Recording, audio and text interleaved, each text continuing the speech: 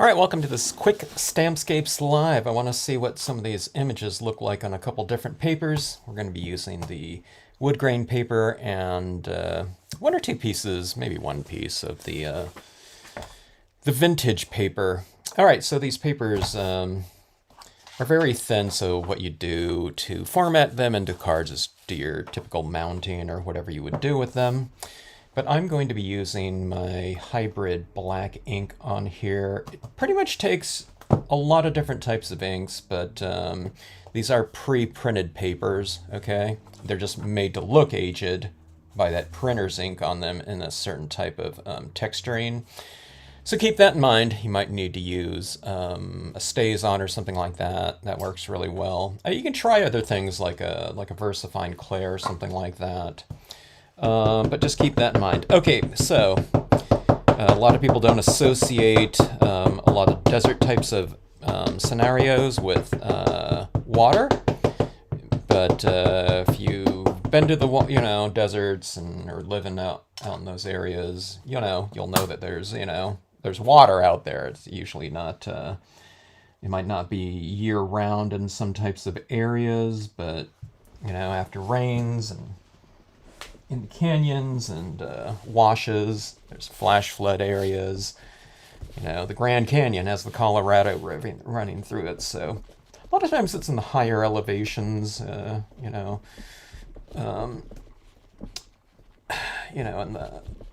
mountainy areas, but you'll find it all over the place.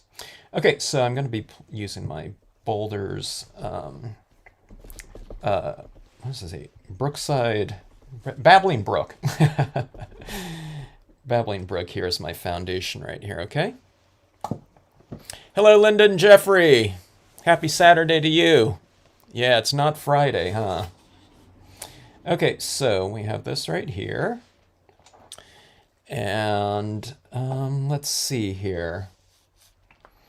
Let's add some imagery to the left and right of it here.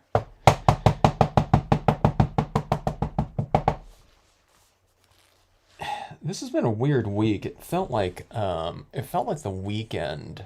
I think it was yesterday or Thursday felt like Friday to me. So anyway. Okay, foundation stamp and filler imagery in this case. A lot of times these images, this rock can be used as a main image. But in this case, I'm just filling in with it here. All right, so we have that flanking. This will be some sort of little pool down here or something like that.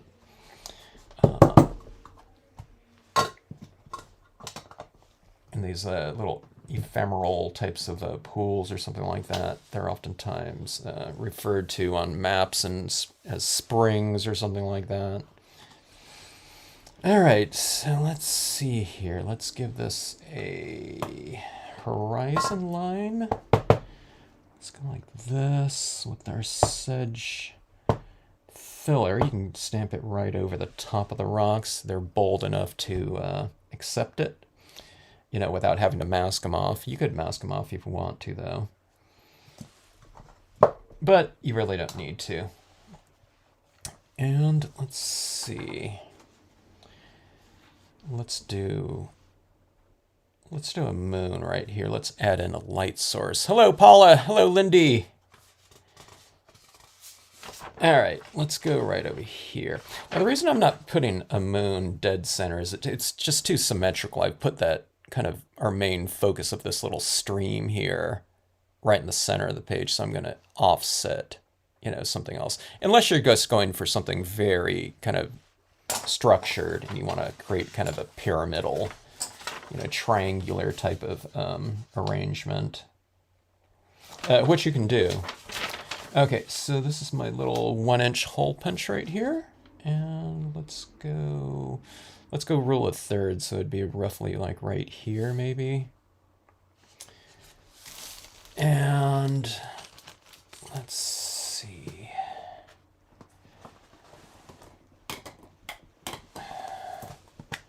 I'm going to use my white Brilliance ink. New cotton ball here. Let me see if I have a used cotton ball. Yeah, here I have a used cotton ball. It's easier to use like a one-time used cotton ball because it's already kind of, compressed. But after you go with like 2 uses, it gets a little bit too flattened and hard, where you're not doing kind of a soft application anymore. And that's when I tend to switch out. I guess, I don't know, whatever, 2-day use. I don't know, you might be able to use it on 10 cards or something like that if you're using it all at the same time, the same day, without letting it dry. All right, this looks a little bit dry here. I thought I just re-inked this one. Maybe it was my black ink.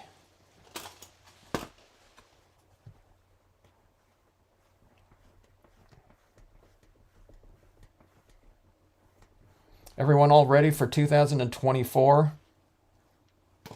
2023 is already kind of a weird number. I don't know, to me. I can't believe 2024. Weren't we just talking about like Y2K? All right. That's right in there.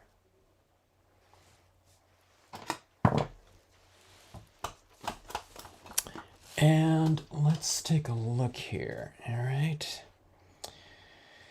So, all right. Cacti. I'm still getting the feel of kind of the use of this imagery and how to stack them. I don't know this is like the second time I've used or third time I've used these stamps, so still kind of getting a feel for it. I mean, it's all the same kind of concepts. You put distant images in the background, and the medium size ones in the midground, larger ones in the foreground, that type of thing. But the forms are different. With pine trees, we go from something kind of wider at the bottom, usually a little bit more narrow at the top where it goes to a tip. But in these cacti forms, like these Joshua trees, it's opposite. You're going from wide to narrow. Or this, pipe organ cactus. Yeah, I guess it's about the same, but it's, for the most part, it's kind of flaring out like that. So it's kind of the opposite type of structuring to the normal, flora that I'm, inserting into scenes. So it's a little bit different because working it around things like sky figures, I have to kind of take that into consideration. Where I could stamp something down here and it's going to miss it because it narrows out up there, but I'm doing the opposite here. Kind of, I guess it's not the complete opposite, but in certain ways, there's I don't know, there's compositional little tweaks, that we have to kind of do.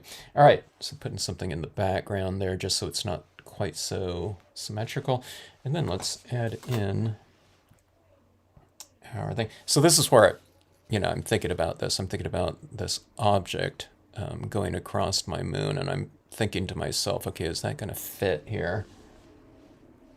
So those little types of things, I mean, they're not big issues or anything like that, but, if you have a moon or something like that, you don't want to obscure too much. You have to kind of take that into consideration.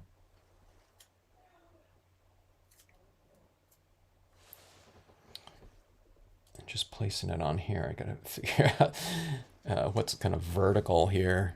It's a little bit different with cacti than like I said, a pine tree. That has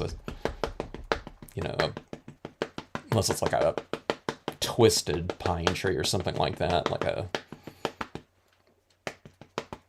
bristlecone pine or something like that. It's a little bit different. Okay, so we're going to place this one right in here.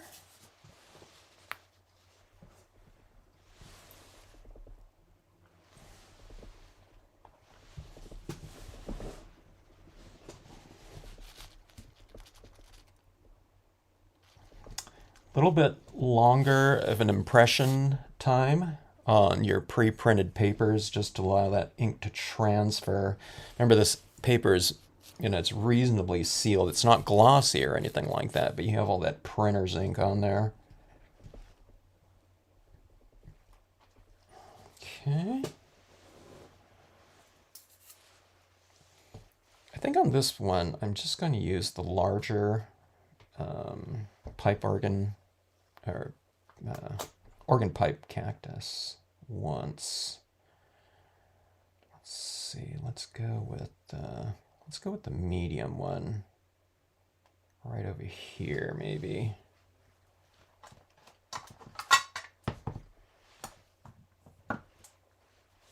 Here we go.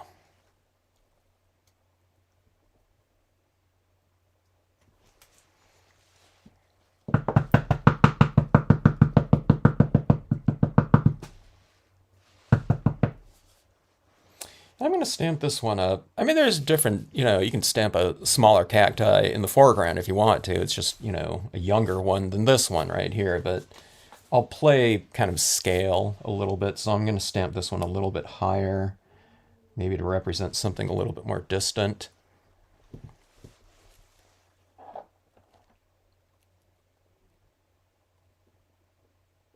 Lindy's baking. Sounds good. Hello, Denise.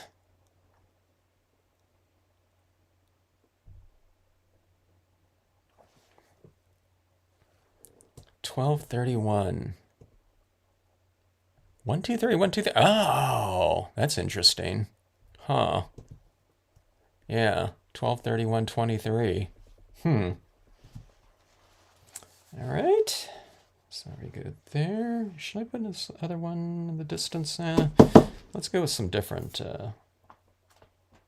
flora here. Let's go with the smaller one back there. And then we have our Joshua trees too. Let me see here.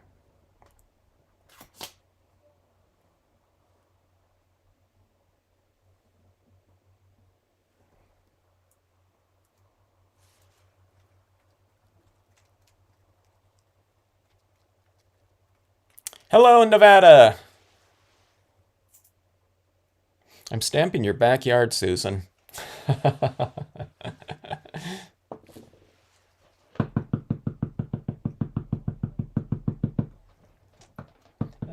I needed to explore Nevada in terms of the deserts out there, which I haven't really done at all.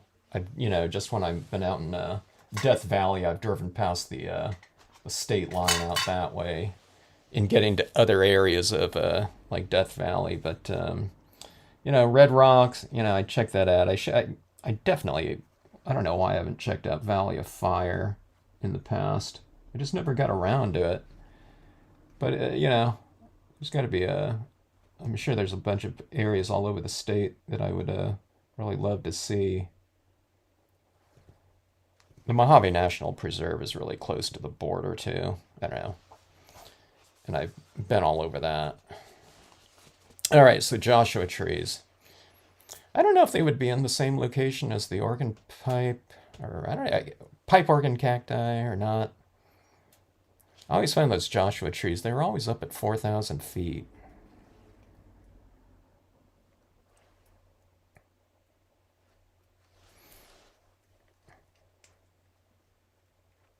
What's the weather like in Ohio right now? Hello in Pennsylvania, Stacy. Oh, hello in Minnesota, Helen. I have a feeling when I think of Minnesota, it's like, oh, it's cold.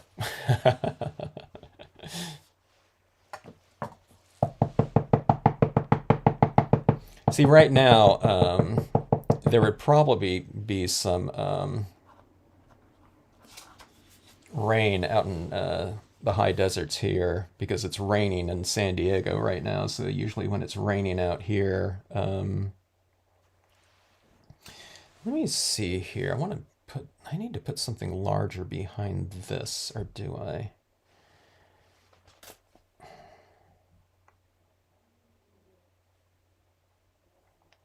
Let's do that right there. I'll put these other ones right in here. This will be behind these rocks.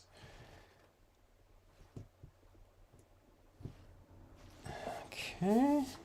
So just kind of filling in. Like I said, I'm still kind of getting the feel of these. I mean, you can put them wherever you want, really.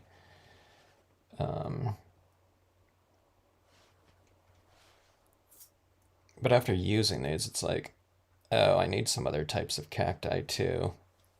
It doesn't have to absolutely need it, but I think it'd be fun to have some other forms.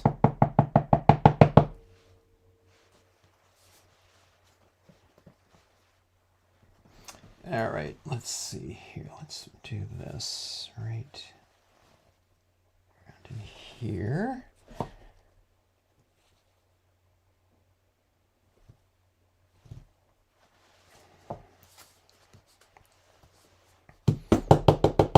All right. And let's see. Let's do...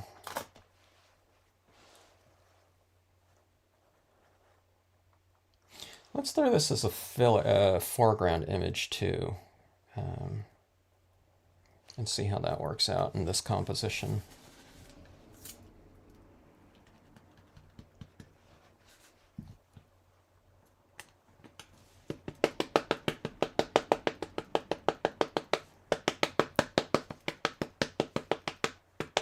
Stacy, do you go to stamp conventions out there in Pennsylvania? There were two conventions, the heirloom shows that I didn't have time to do those. They were on the I used to go out on a convention circuit, and I don't know, we just kind of got locked into a certain circuit at one point in time back when I was doing a lot of shows, and I just never got around to those two heirloom shows that were out in somewhere. I can't remember where in Pennsylvania. I think one of them is still going on.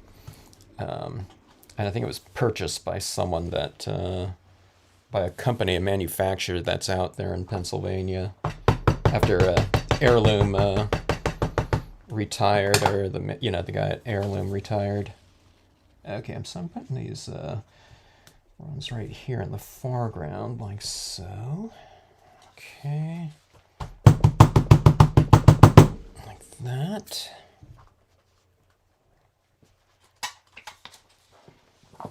And my filler image with my little rocks here, okay? And I use this now as like my shading tool in some ways to get a kind of a textural shading in here. So at the base of some of these rocks, I'm just adding in some of these smaller rocks right in here and kind of anchoring the rock down a little bit. Then we see these little areas right in here. I mean, I don't want this to like, represent like a deep pool or anything like that. It's just kind of a real shallow area, maybe going along over the tops of some rocks or something like that. Actually, I should put some of those rocks down in here. But see, there's right here where it just kind of, when you use like rocks in water, it represents kind of a shallower area, but it can also kind of, if you do it in repetition, it can look like shadow or shade, which I really like. I only started doing that, I don't know, maybe within this last year or two or something, a year and a half maybe.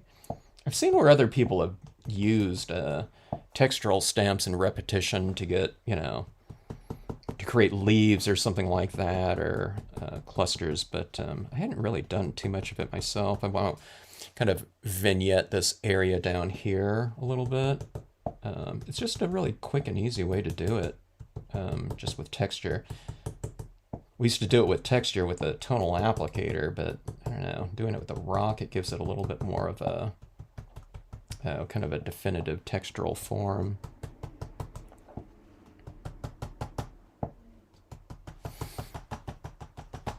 Okay, hello Jeannie. Hello Bill. Need to get some ink on my fingers again soon. Yeah. ink up, by all means. All right, let's see here. I liked where I used this little figure in here last time too.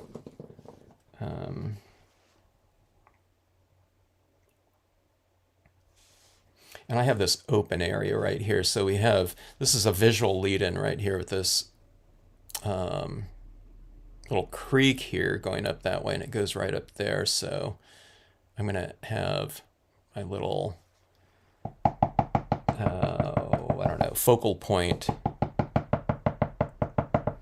right in here.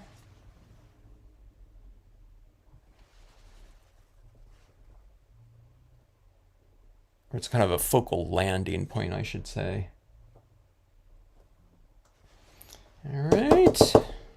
And she kind of fits in really well with this type of terrain here. You can use it anywhere, but I think that looks pretty cool like that.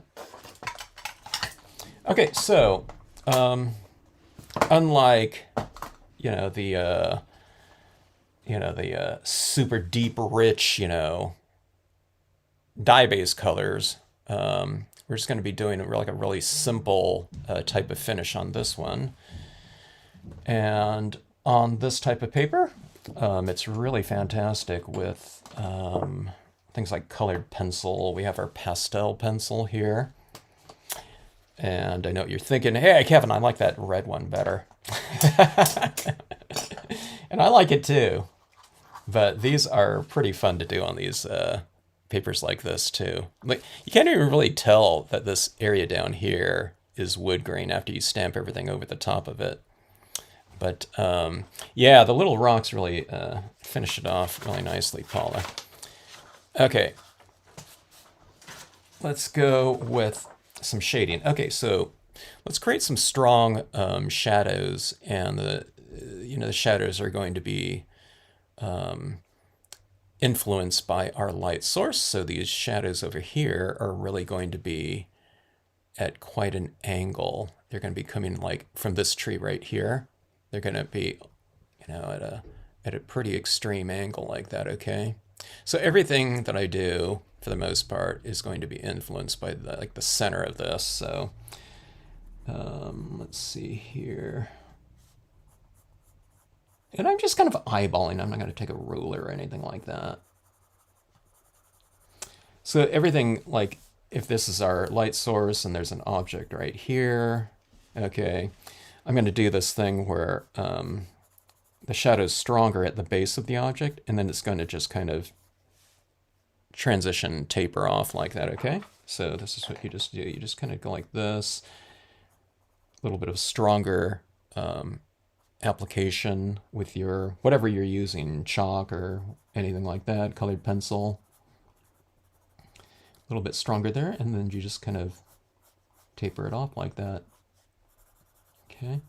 And you can make the shadows as long as you want to. The more kind of stronger light, the longer the shadow would be, and maybe more dramatic, or I don't know. See, by the time you get out here, look at this. It's practically like horizontal, like that.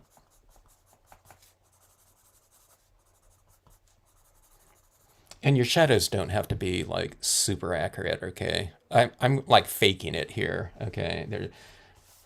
There's probably now this one's on this rock right here, okay? So I'm going to so this is my rocks right here, okay? And here's my tree coming up like this, and my shadow is going to be kind of going like this, okay? So it's going to be kind of like that on the rocks, kind of, So you just kind of follow the forms like this a little bit.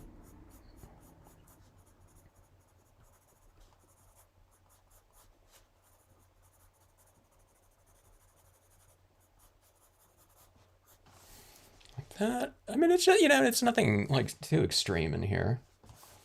Now this one, the horse one always kind of puzzles me about what to do, because I never know how long to make it before I start filling it in. So sometimes I just do a shadow like underneath at the base of it.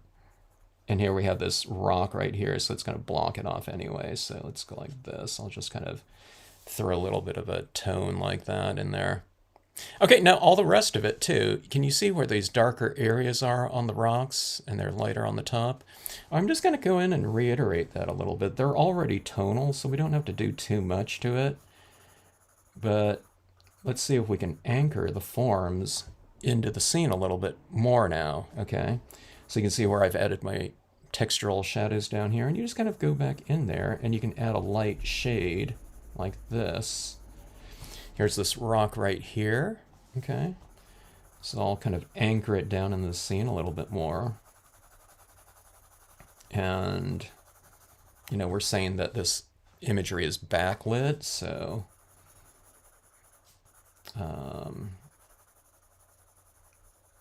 so on a lot of these objects, in other words, I'll put a little bit of a tinge of, you know, some additional shadow work.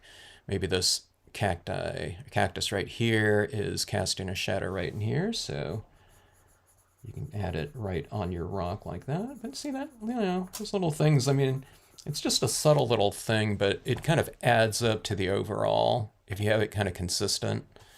So here's this rock down here. There's my moon up that way, so my shadow might be coming out more this way, right? So just go like that. Throw some shadow over that rock and on these ones. Maybe the rock over here. So the rock goes over here. Maybe I'll shade it like that. And more kind of that edge of that rock facing the light source will be illuminated on that side, so dark on that side. I mean, these are just, yeah, I'm not keeping it really super consistent here, okay? But you don't have to.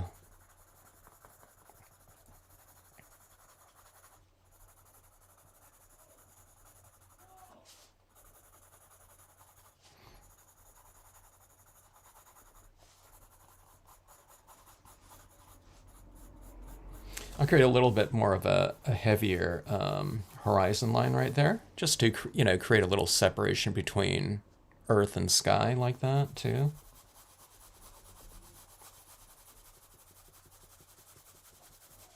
I mean, I also could have made it lighter there instead, just to create a little bit more contrast that way too. So either way.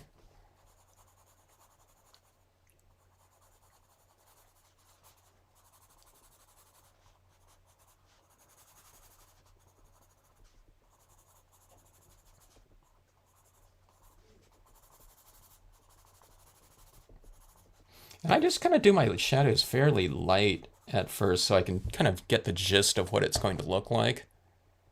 And then I'll just kind of darken them in, you know. But if you kind of put a light shadow in, you can see if you like it or not. And if you don't like it, it's just really light, you know. And it's not really any big deal. And then if you like it and you think, oh, that seems to be working, then you can, you know, you can develop it a little bit more.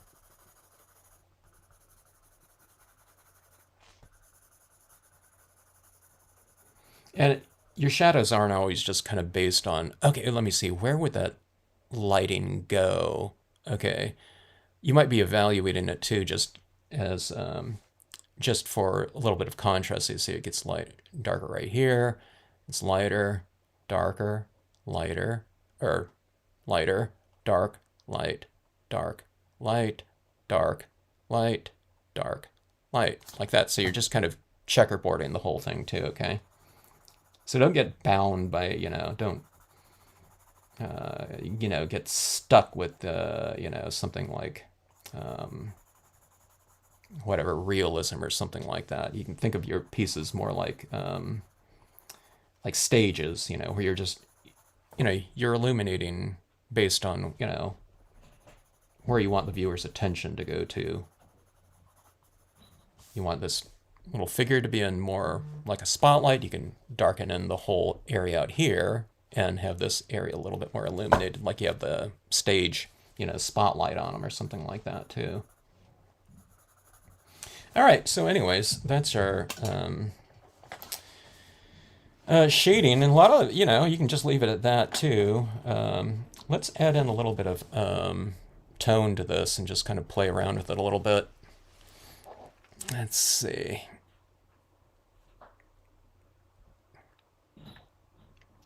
Bill, you like this scene on this paper? It's fun, yeah. The wood grain paper is really fun to do. Hello, Linda. Glad you like it.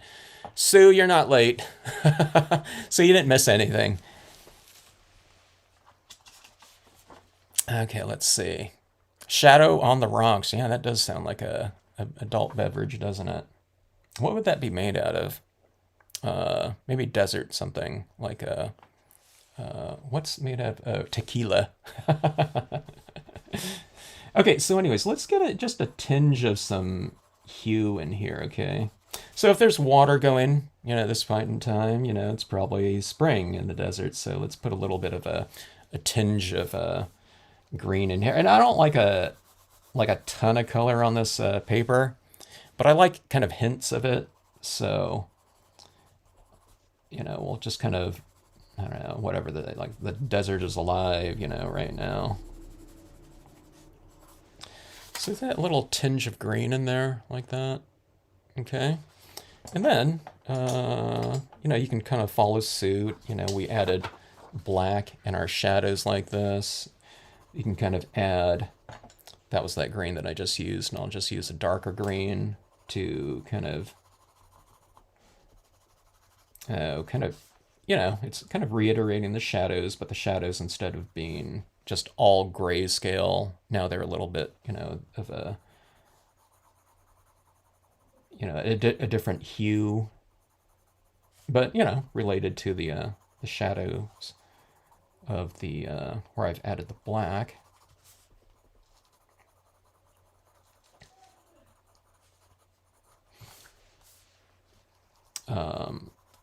One of my illustration instructors said often the brightest colors are often in the shadows because they're not being kind of washed out by daylight, typically.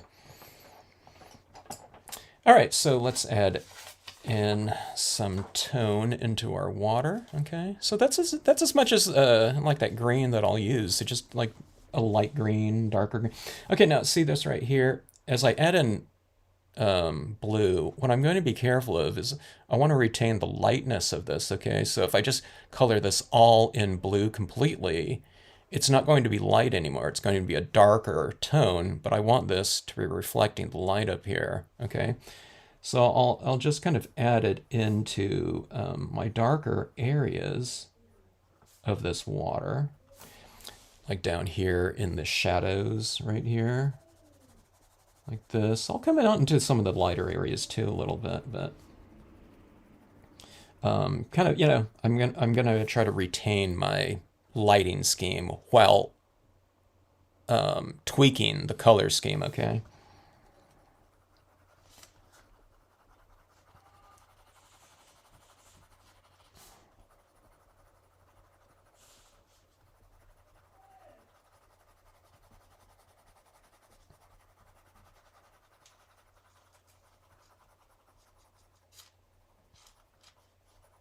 I'll get a little bit of this blue up on these rocks a little bit, like it's, reflecting some of that tone maybe.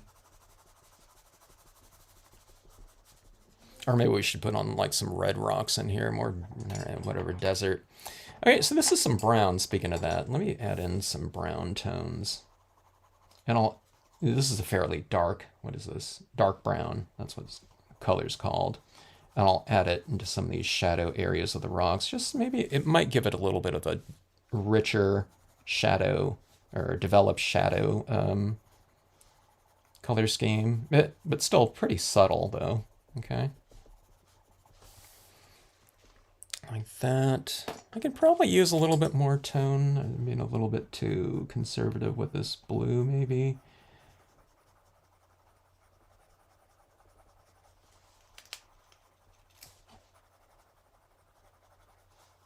I'm doing this really light blue very lightly on here just to get a little feel of what it looks like right there.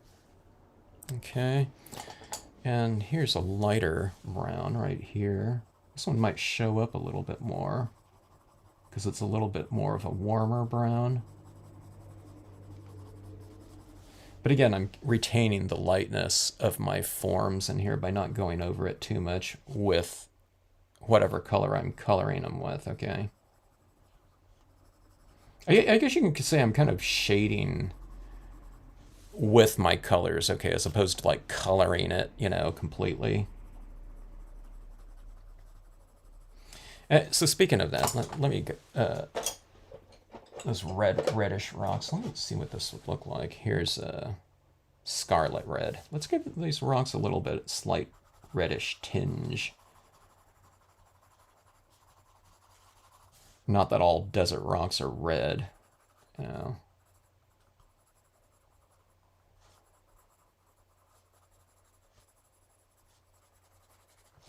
Yeah, I'm not going to go too extreme with that, but I just give it a slight warmth to it, okay? Or, I don't know, it looks like it's glowing a little bit more with this slight reddish tinge. But again, I don't want to go too overboard because I think too much color on this wood grain paper, it looks kind of weird sometimes to me, so... yeah, it's not paper that's really meant to be, you know, like colored, so... Sometimes when I've tried it kind of in deeper intensities, I've thought it kind of looked a little bit strange, so I don't really like that.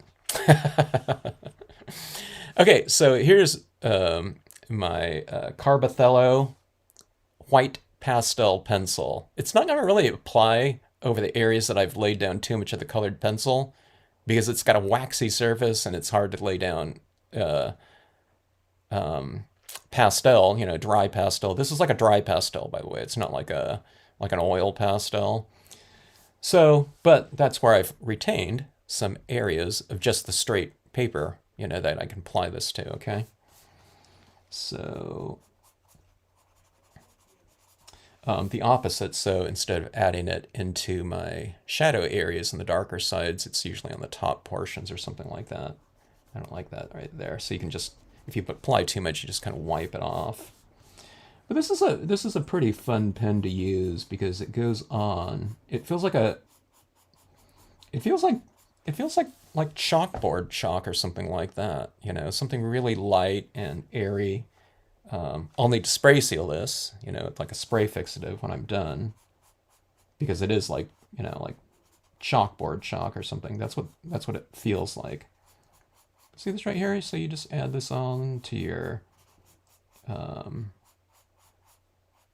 upper portions of objects that you might have retained some of the bare paper. And see these waterfalls like this right here? I'll just kind of follow along that, and you can add on, you know, really light and, you know, pretty graceful applications of this. I'm usually using something like a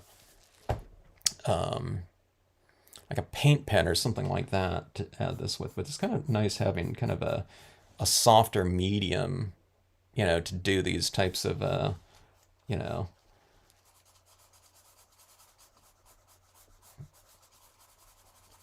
some of these other types of applications in, you know, specific areas.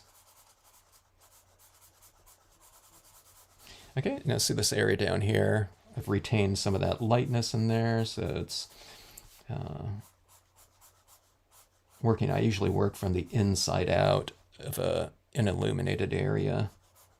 Shadows, I usually work from, I don't know, like outside in. It's usually darker out here and lighter in the middle.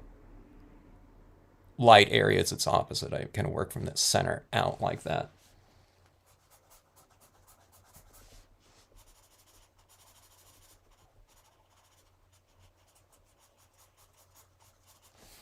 Okay, so see this little areas like that. See, it kind of brought that area to life a little bit.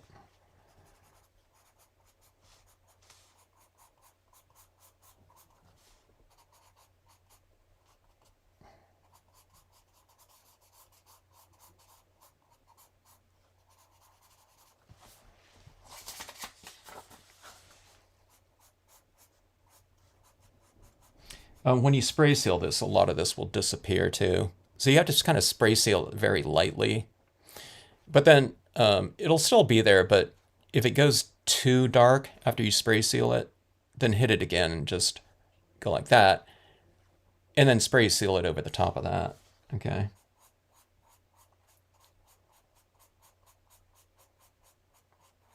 The best thing is just to hit it with a very, very light coating and allow it to dry. I mean, you know, it takes like seconds or something like that. And then just to hit it again.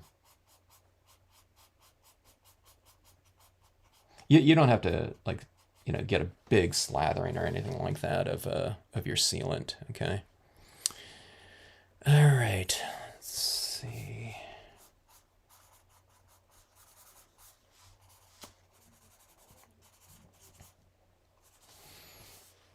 But I think that is...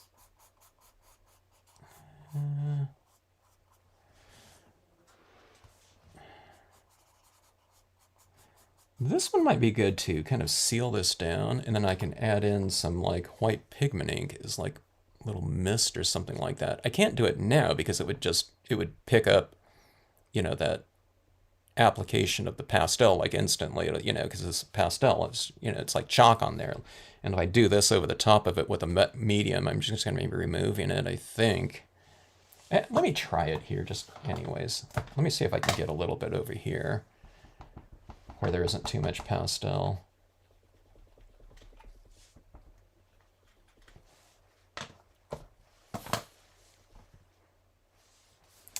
Okay, let's see. I mean, I might be able to do it with a pencil too, but I think I can get a little bit more delicate, you know, of an application. See that little mist right there? This would be like an example of sometimes you see like the ocean or like a stream where it's like a cloud, you know, like mist or something like that. They get that by just having like a really super long exposure of moving water, and it comes out looking like a mist or a cloud or something like that. It'd be like a 30-second exposure or something like that.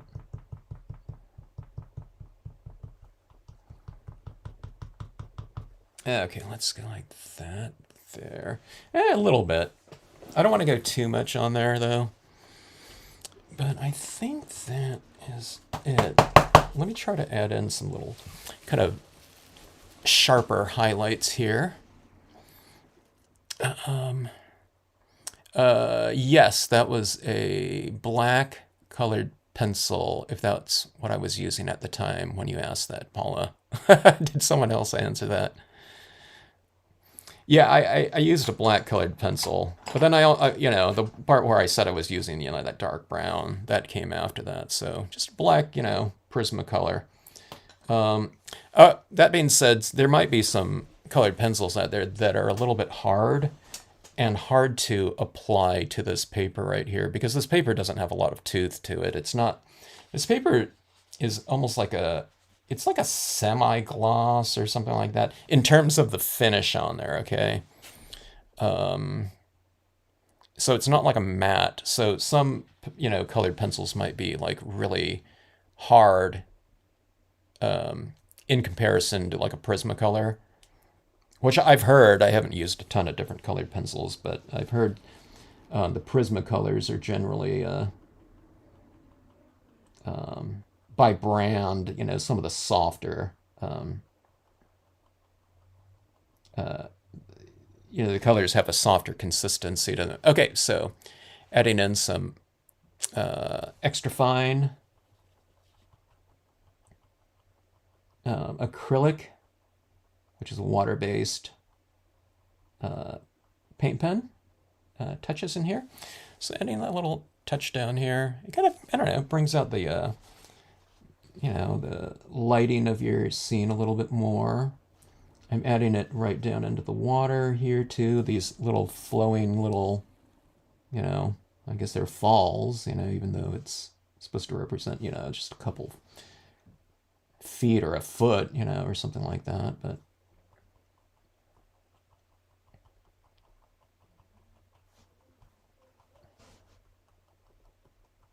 that little sparkly water down here, they call it specular light in photography, light that's brighter than white. Okay, so see that right there? See how that really gives that nice texture in there? And I don't know if you can see it on those falls right there. And you can do that too, like on the top sides of your rocks like that, just to get a little bit of extra crisp highlighting on them. Like that. I mean, the scene is kind of, overall, it's a fairly soft composition, but this adds in kind of a sharp element into the finishing touches. I mean, the images are all crisp too, but you know, adding in things like that. Okay, so this is supposed to be water, and right? So let's add in these little, speaking of these little textures, I'm going to add in these little floral little elements. It's like your annuals, you know, your little springtime desert blooms. If the rain keeps up like it is so far, we're getting some rain today, and I was noticing there's some rain expected next week here in California.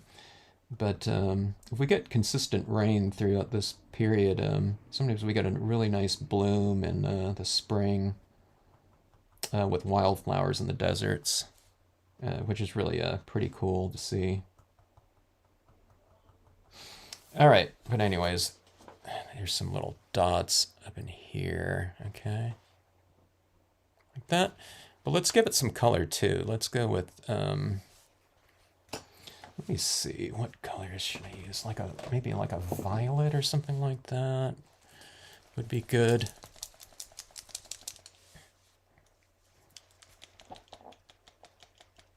One does want a hint of color. The birdcage. Is that like a famous scene out of that movie? Glad you like the green, Sue. Hello, crazy cat. Hello, Christine.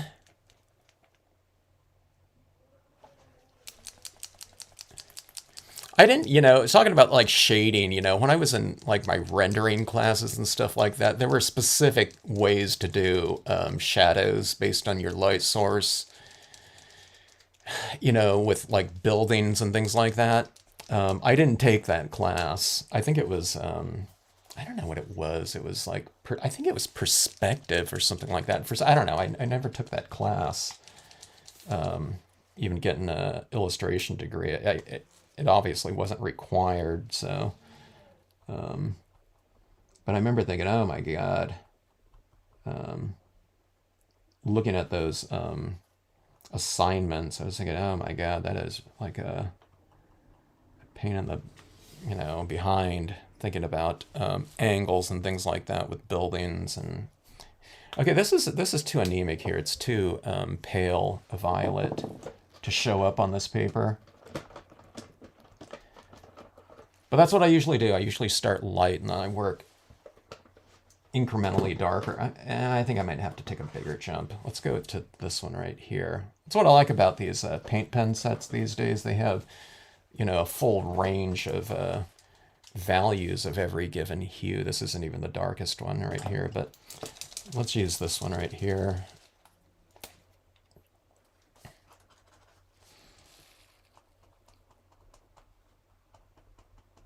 Okay, I don't think you're going to be able to see this. You might be able to on camera because I'm laying this down. I can see it right in front of me, but this purple it's kind of the same value as the tone behind. I don't know if you can see that right there. I don't want to go overboard with it, but it's kind of like right here. I don't know, maybe you can see kind of the gist of it a little bit. But anyway, it's just a little color in here. Orange or something like that would be good in there too. But anyway, there's your kind of a water in the desert type of thing. But see those little dots like that? I think that those little dots amongst that kind of softer, shading, kind of help it out. And I do go overboard with those little dots a lot of times, like especially in something like this. And if you ever do that, you just go over it again. You just cover your dots up with, some colored pencil, and you'll either knock them down in tone or you can kind of eradicate them altogether from a visual sense. If you look closely, you'll be able to see this little shiny little thing that's been covered up by this waxy kind of coating, but, I don't know if people are going to be like looking at, the thing like that close, and, checking it out. But anyway, okay, so that is the wood grain paper. I like what I see, with the wood grain paper. Let's try something with the vintage paper. I think I did stamp something out on that the other day.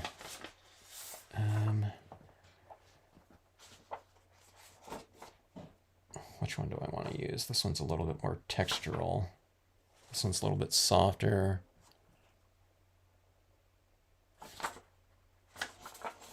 If I did this one, that could be the light up there. I could put a moon up there and the light down there. On this one, it's a little bit more textural. I can go vertical. That looks like it'd be better that way, huh? If I did something like this. I don't know. Maybe we have time for both. Okay, so let me see right here. This is my sand pattern. It's like, oh yeah, I can bust out that sand pattern with these images.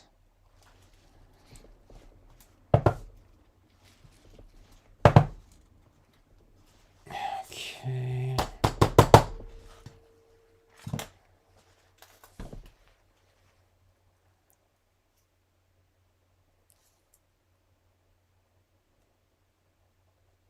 Am I the master of scenic stamping and coloring? I don't feel like that. People say that, but it's like, I'm always reminded, like, it's practically like weekly, of how little I know.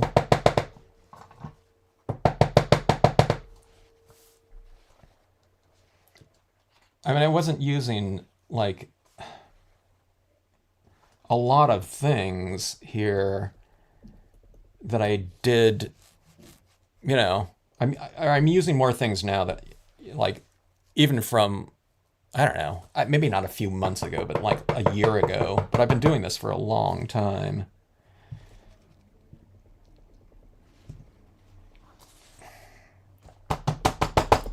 So still trying to figure things out. So I really feel, I don't necessarily feel like a beginner, but closer to beginner than certainly mastery of anything. But I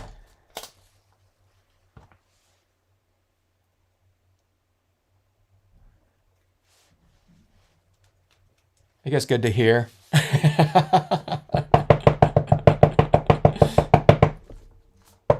Okay, let's see here.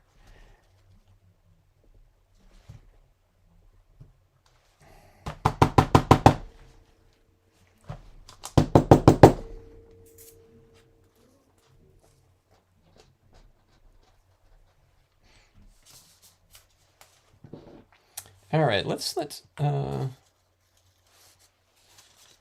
did my moon template go?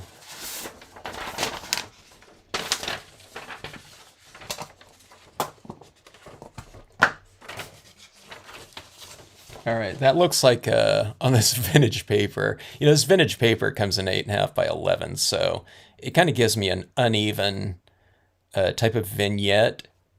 So this is like a glowing center on a whole 8.5 by 11 piece, but you kind of utilize that kind of inherent uneven shading scheme, whatever, strategically, like here, by doing stuff like this. Now this moon isn't going to stand out as much because of the, there's not going to be a lot of contrast because I'm stamping it in a light area, but then, you can, maybe it'll read more as that illuminating source in that lit area right there. Okay. So that's how you kind of make use of that uneven, breakdown of a, greater whole there.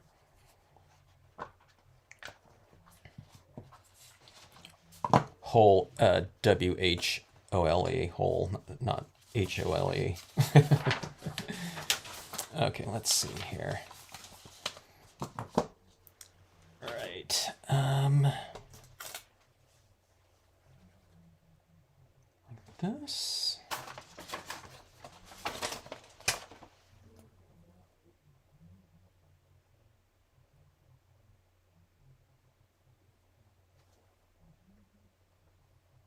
Just getting my trees, I gotta get my trees vertical here. Oh, so on the vintage paper again, use some sort of ink that's going to give you the best, or adequate, I should say, an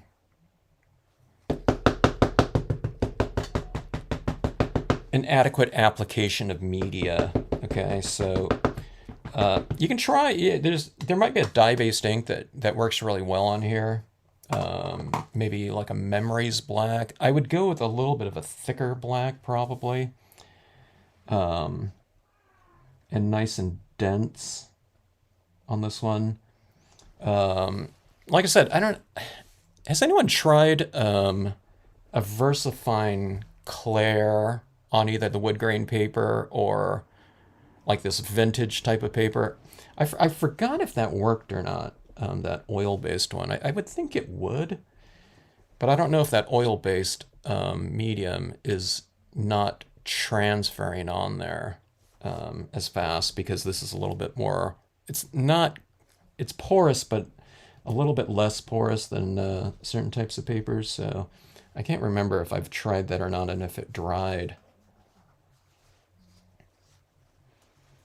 Okay, let's go like this. My Joshua Tree forest here.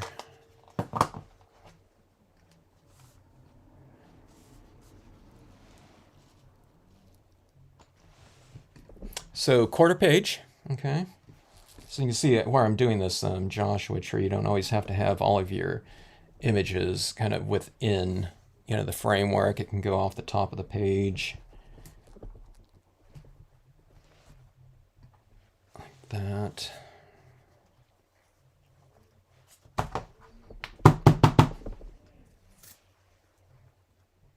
Anyone know the band U2? That album, The Joshua Tree? There's this album cover where they took the photo of it. It wasn't out in Joshua Tree National Park. There's Joshua trees all over California, but the place that they took that photo, a lot of people, made like pilgrimages out there to see that location. I don't know if it's a pilgrimage, just, have some fun going out there. But they killed that Joshua tree. I don't know, if people poured beer on it or something like that, But I doubt it. I don't think it would have died, within the course of like, I don't know, whatever, 30 years. Probably more like 20 years after the internet got out, and it, was with, like GPS coordinates, to make it easy to find.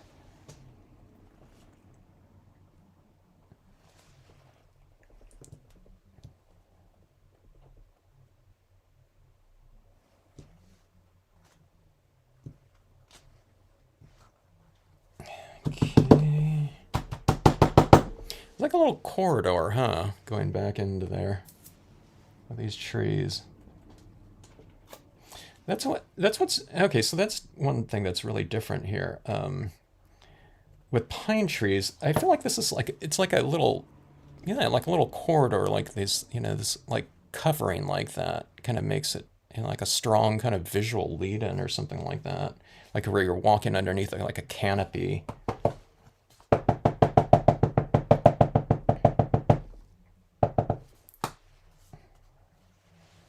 Here, I'm gonna mask off that rock there a little bit.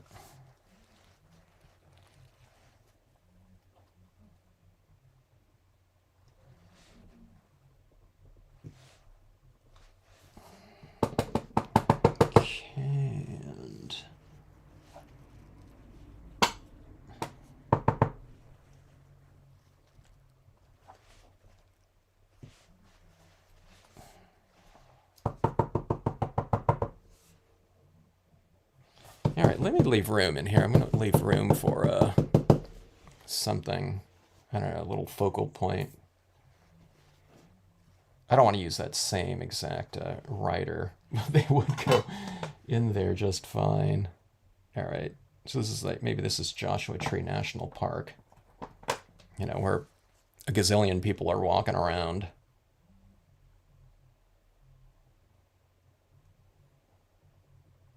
I don't know if you're allowed to take dogs in there, though, but we'll put a dog in here, though. Just because it's the new, you know, new image, and I haven't used it too much. So couple with dog. Right here.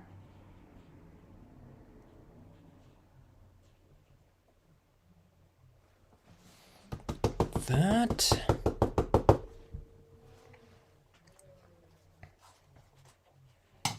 All right.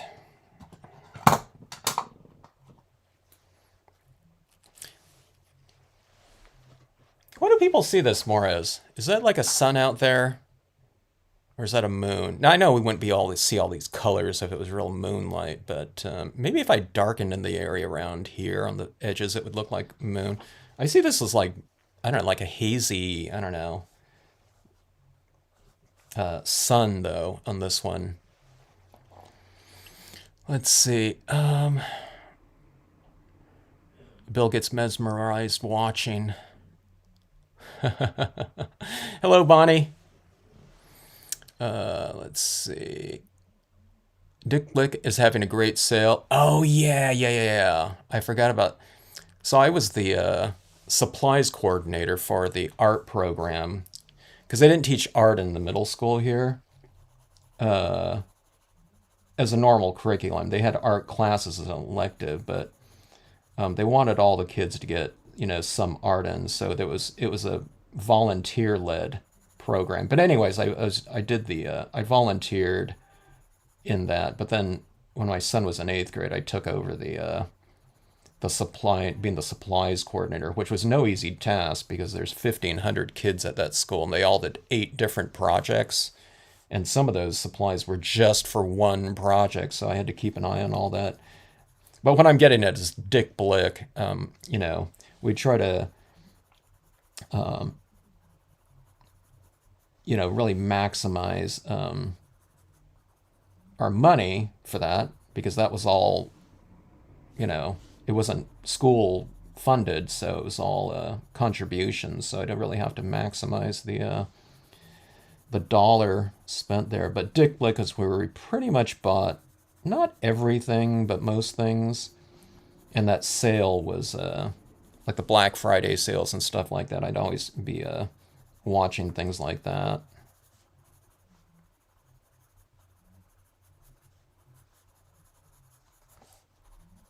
Okay, so we're doing that whole thing with the shadows right here. See, the shadow on this one should look pretty dramatic. Here, let's elongate these ones.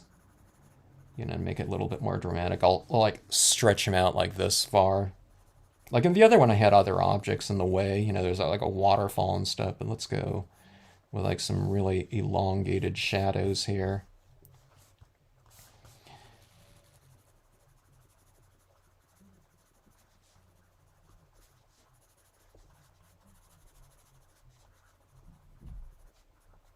Okay, let me see here.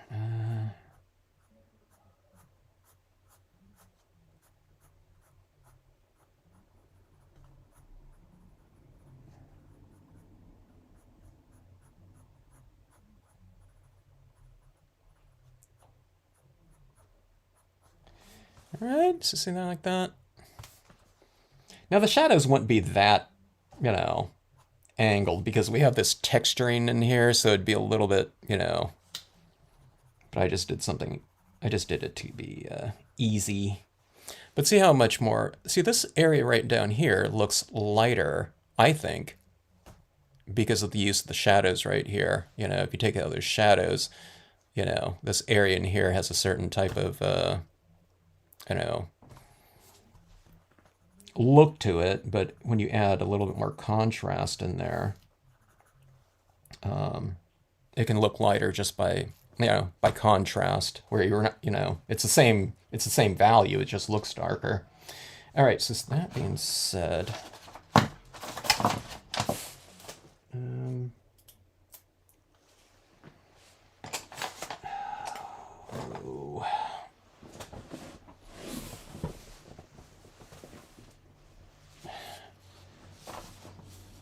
I'm looking for my reed stamp on wood. I'll just use the cling one here. So I want this area to stand out a little bit lighter again. Lighter looking, okay?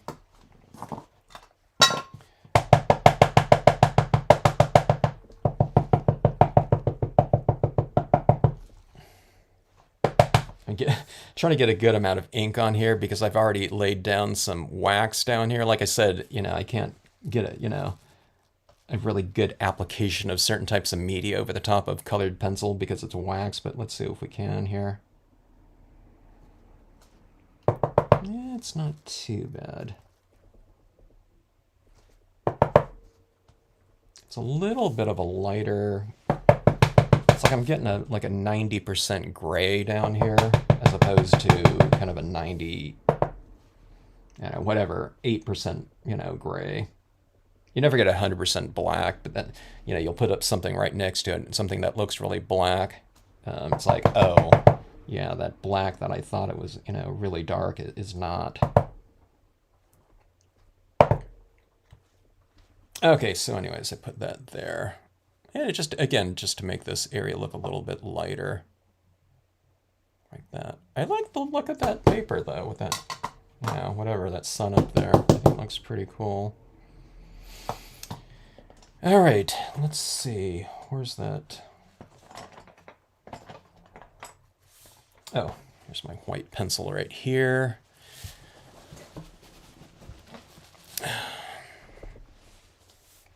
Did you get anything at that sale, Karen?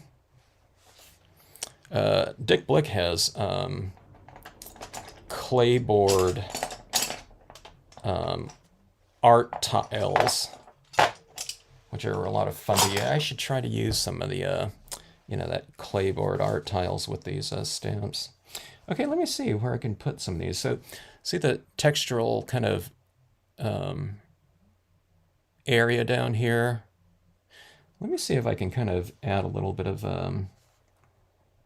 highlighting onto some of that. Some of that, I don't want to do too much on this one. So here's a rock right here. I should sharpen this pencil, but I won't. Okay, so see that right there? So I'm kind of establishing kind of, you know, what the lighting would be right there. And if it's that light right there, I'll probably go a little bit, you know, less of an application down here. A lighter application of this so it'll look darker, okay? And I'll just kind of follow some of the contours of this. So this is where the shadow is right here. So we're saying that there's, this is the top of the ridge right here of this little thing that you can almost think of it like a little sand dune. And then it goes down into that area right there. And so this little shadow is being cast by this ridge. Okay, so this is what all you have to do on this is you just kind of go, you apply this right next to that little ridge there, okay?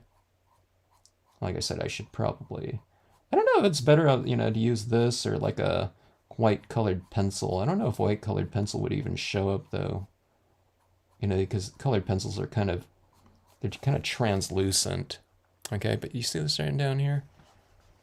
Like that. This is the first time I've done this. I've had this stamp for a long time, but I haven't like highlighted it before like this, which I wanted to do on this because there's, you know, this is, it's a pretty like simple, you know, I'm not using any colors in here or anything like that. So, you know, kind of highlighting and shadows is a good way to, you know, add that visual interest when we're not making use of a bunch of different hue, and temperature and all that type of thing.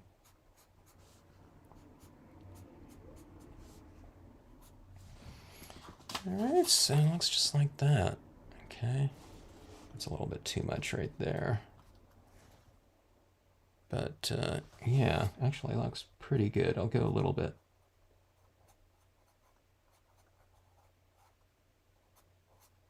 lighter. Maybe it's too light, but in anticipation of the spray ceiling right there.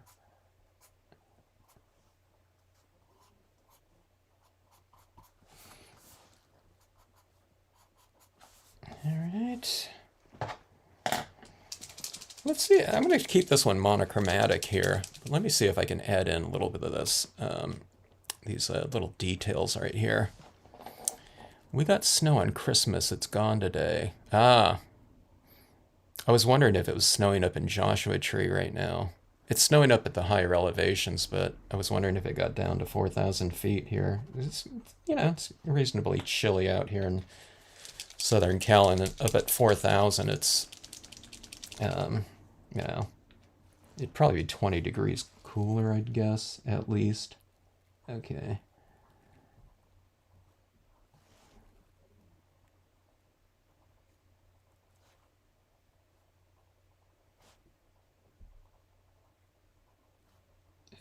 Little highlights down in here on our little tufts like that. And let's add in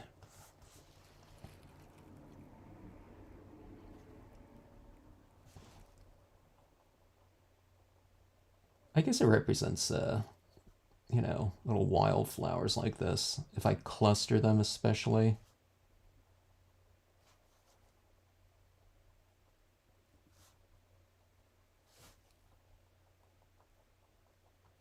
It could also just be little highlights or something like that. But it kind of brings, the area to life a little bit, I think. Let's see. On some of these trees, let's see. Let's bring in a little bit of I like the strong silhouette, just, as is, but let's test it out here. Let's see what these little highlights on the sides of the tree might look like. I think it looks okay. I don't know if you can see that there. I can see it right when I add it in, and then it kind of blends in with the background a little bit. Maybe that's good, it makes it more subtle. The paint pens look a little bit more opaque when they're freshly applied.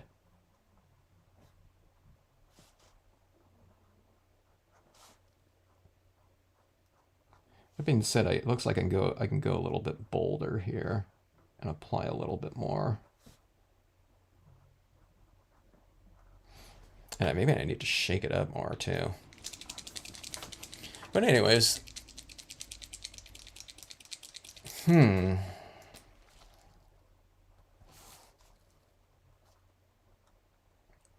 Oh yeah, that's much more opaque. Maybe I just need to shake it up a little bit.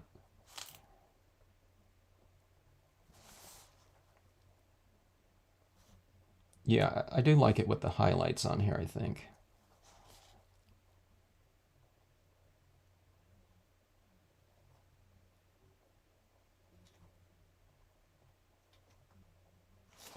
So I think it makes for a little bit more of a, I don't know.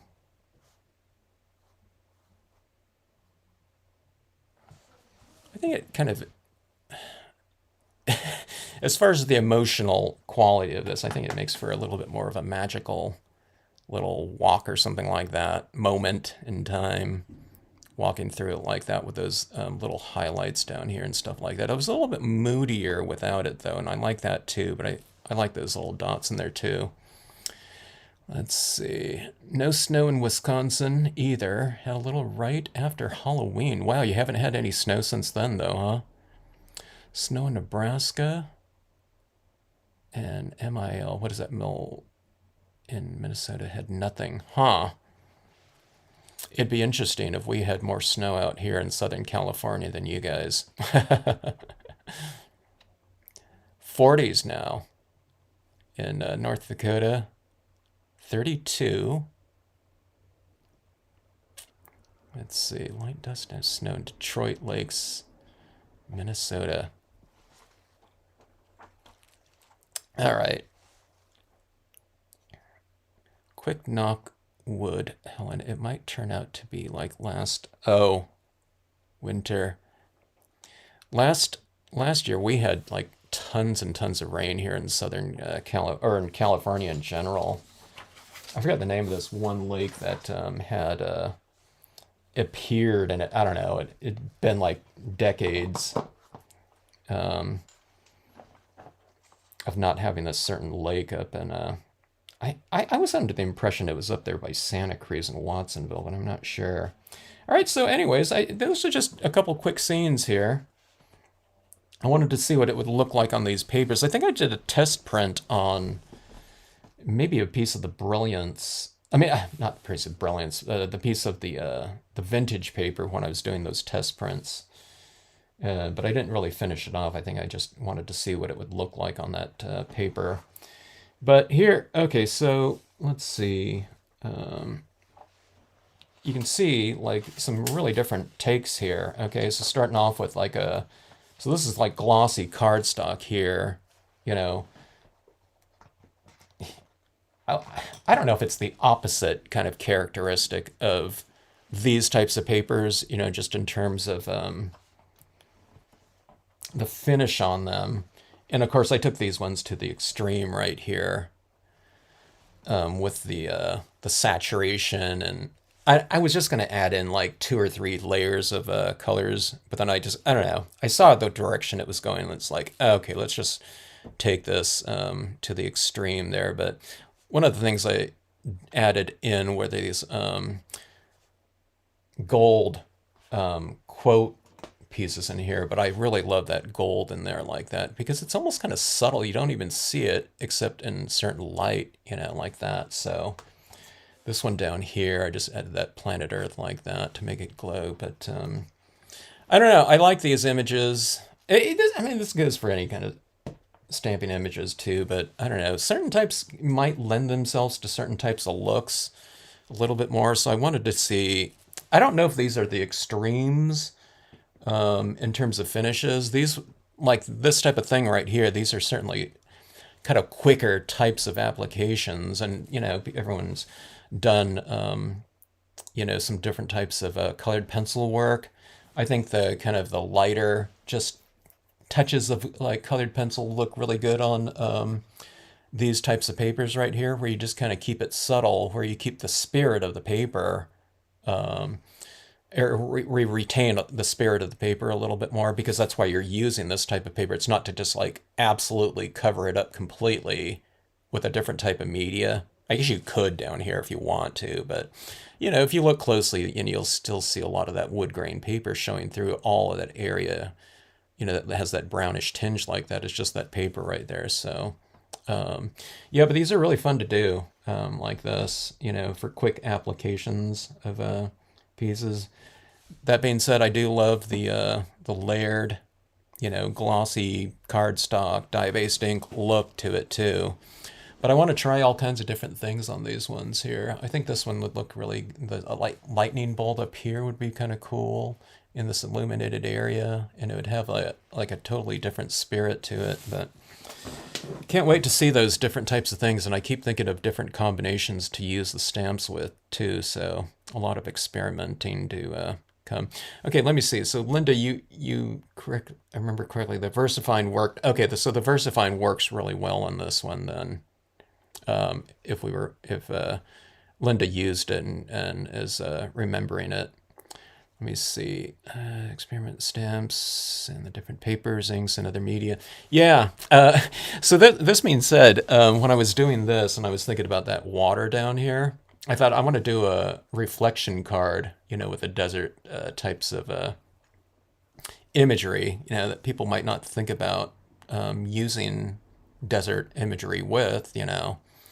It might not be like gushing year-round types of bodies of water, but, you know, you certainly get, you know, you have to get water in the desert. It's just, you know, there's less. And what do you call those, like those ephemeral pools or whatever that form too, in rocks and things like that. There's this one area in Death Valley that it's like you see photographs all the time of. It's just one pool out there kind of reflecting the hills in the distance. But I want to do some kind of reflective things like something like this. And then I'll have that other, probably some gold cardstock or something like that to reflect what's going on up top. Just out of curiosity, I want to see what that would kind of roughly look like that. Now, I would add my focal points a lot lower, but I think that would look pretty cool. Let me see. Yeah, I can't tell. Oh, I wouldn't have this cacti down here in the foreground either. And it's kind of hard to tell. But maybe I'll try that in my next piece. I'll do a reflection card. Let's see. Yeah, the Rogue Wave thing. I was watching that, and I was watching some footage of a lot of everyone's like posting videos of things these days. So I was watching all these waves breaking in some areas that I used to surf at, and I never saw it that big there, like on Seal Beach, and there was Huntington Beach, and down here in San Diego, like I don't know, it's like 15-foot faces on the waves, which is huge for out here.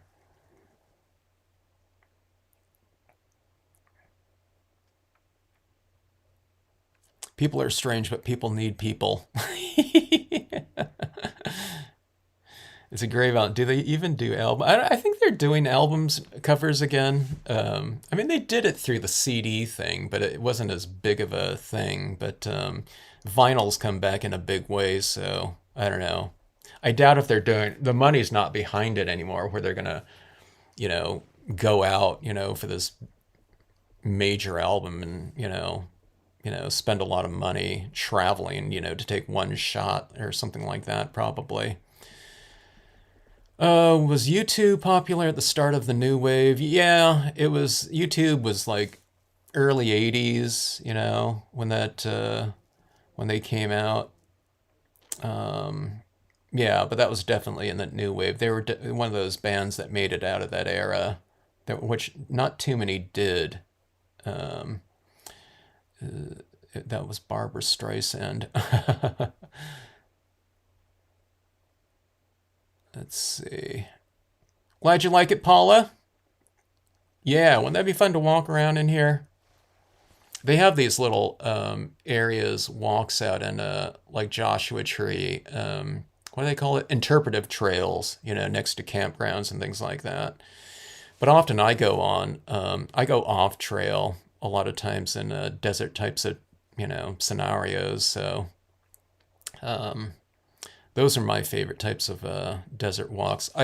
One time I went to there was this one known destination one time, and I was telling this, and I was out there in the middle of nowhere in this whole park. It was out in the Mojave National Preserve, where practically you might go out there for a weekend and not see another person. But I went to this ranger station out there. This is when I started hiking early on, when I started doing that a lot, like 25 years ago. And I went to this ranger station. I said, "Hey, I was really trying to stay on the trail to Table Mountain." And I said, "I kept losing it the trail." And she says, "Well, in deserts, there's usually, that's the way desert things are. There's no trail." I was like, "Oh, okay." So I didn't try to stay on track, And back then there wasn't like these descriptive types of things that you can look at, trail reports and things like that everyone's posting. You were getting trail books and try to, read, a 2-paragraph description that, takes you on a 12, 5-mile, 10-mile round trip hike or something like that through varied terrain, and I was here trying to stay on, track, of the description. So after that, it was like, okay, I'm going to head up there. I can see it, off there in the distance, and I'm just going to get there on whatever means, looks the best. Hello, Laura. Does this one look like a sunset? Yeah, I feel like, yeah, it's like a sunset to me, huh? Does this one look like sunset to people too? I guess it looks more sunsetty. I was thinking like moon or something like that. I'm not sure on this paper. I don't know what that is. Maybe this isn't even Earth. I can kind of see that purple tinge in here a little bit more. It seems like everything dried, and I can see the colors a little bit more. But can you guys see that little tinge of blue in there? So that just that hitting it that little bit with those colors is really fun with the colored pencils. So I'd really encourage you to try if you haven't tried pre-printed papers. There's all kinds of different types of multi-patterned vintage packs. Now the wood grain is just wood grain, as far as I know. I don't, maybe you can get like a cardstock wood grain, but this one again is just the pre-printed disposable 11 by 17 placemats that are like really inexpensive. But I just have so much fun with this paper right here.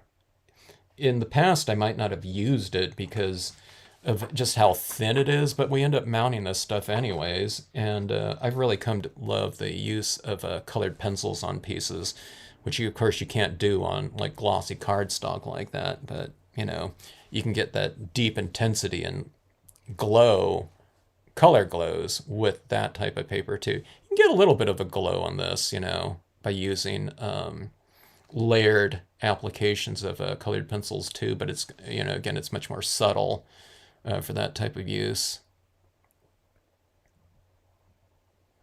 Let's see, best price for easy mount. Oh, I don't find easy mount. It's like a 8.5 by 11 is a little bit pricey, and that was like even like when I bought some from I sell the cling foam sets, but I don't make those. My rubber guy makes it, so he's buying all that cling in bulk, to make those. But I had to buy some for myself, and I was just going like on Amazon. But I found it. You might be able to find like cling mount. I don't know if it's the brand. Easy Mount's like a brand of cling foam, but you might find it on Jackson Marking Company. And they sell to the public too, but they're also kind of a source for stamp manufacturers. And you can buy like larger sheets too of it. And then it's cheaper, of course, by, quantity, but, I don't know how much you would need of that. But I think it's like rubber-stamps.com. But if you look up Jackson Marking, you can probably find the Easy Mount on there, but or just look up cling foam on there. But you'll find everything like vulcanizers and stuff like that up there too. But that's where I still, but I haven't bought it in a while, the mounting cushion for my wood-mounted stamps. I buy it in the sheet there, but again, that's where I've bought some cling before too.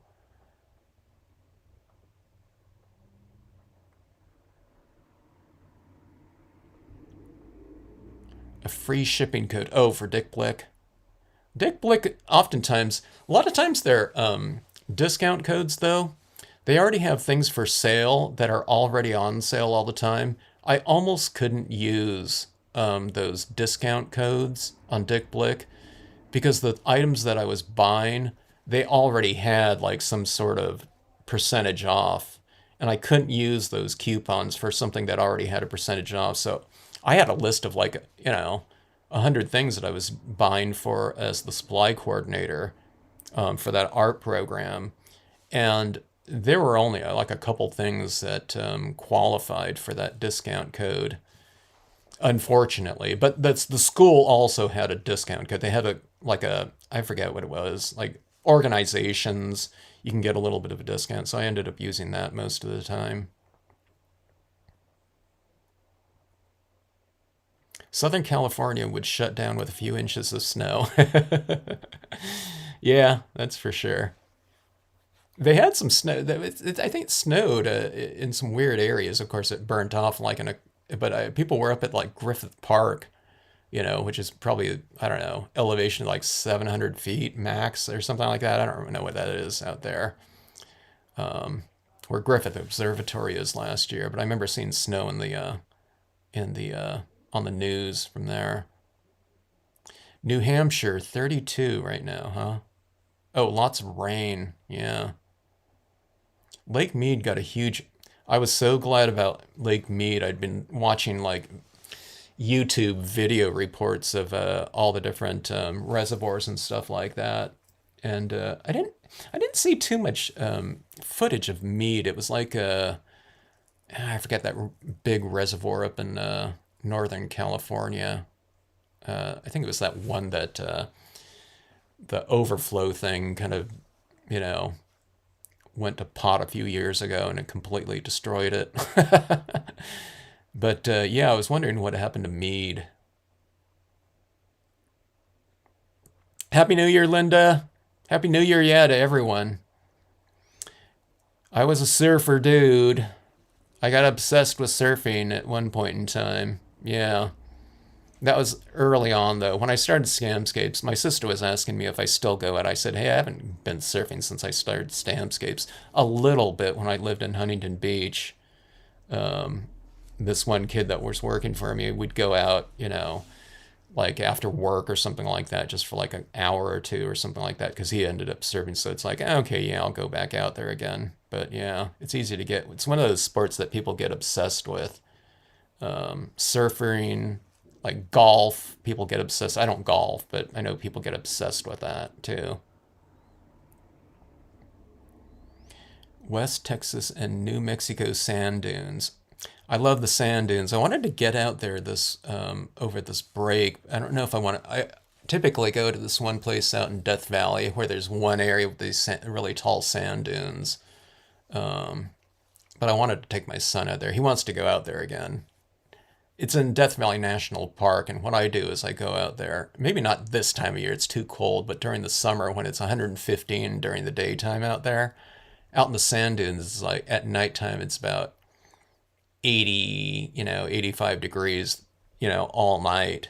And I just sleep out there in the dunes, And when you go out there in sunset, twilight, everyone's going back to their cars, it's out there. But you can hike out there, a mile and a half out into the dunes or something like that and never see another person.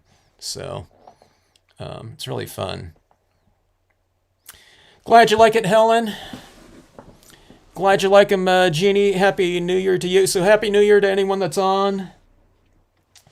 Vintage paper, wood grain paper, glossy cardstock. It's all fun. I didn't add in my little creatures in here. I'll have to add them in there later. But all in all, I don't know. Maybe I don't want to add in the scorpions and stuff like that. But like a road runner running across here behind these people would be pretty cool. But yeah, I don't know, try out some different papers with your different imagery and have some fun. We have the printable holographic vinyl sticker papers too. I'll give those a shot and test them out and see what those would look like with this new imagery. But I don't know, I like what I see so far, and it's been really fun. And the best types of images, I always say, are the evocative ones. So you do one thing and it's like, oh, I want to see this used with this, and this on this type of paper or whatever in this type of scenario. So that's what these are doing for me quite a bit. Of course, I love the deserts too anyway, but yeah, a lot of things come to mind when using them. So it's like a little,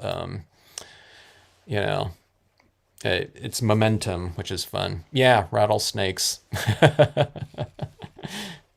Just don't antagonize them, and we'll all be fine with the rattlesnakes. All right, folks. Hope you have a great rest of evening, and if I don't see you before then, Happy New Year to you. Unless we're doing like a New Year's Eve, like the Twilight Zone marathon, the scenic stamping marathon. We'll do it. We'll do it on. We should do it on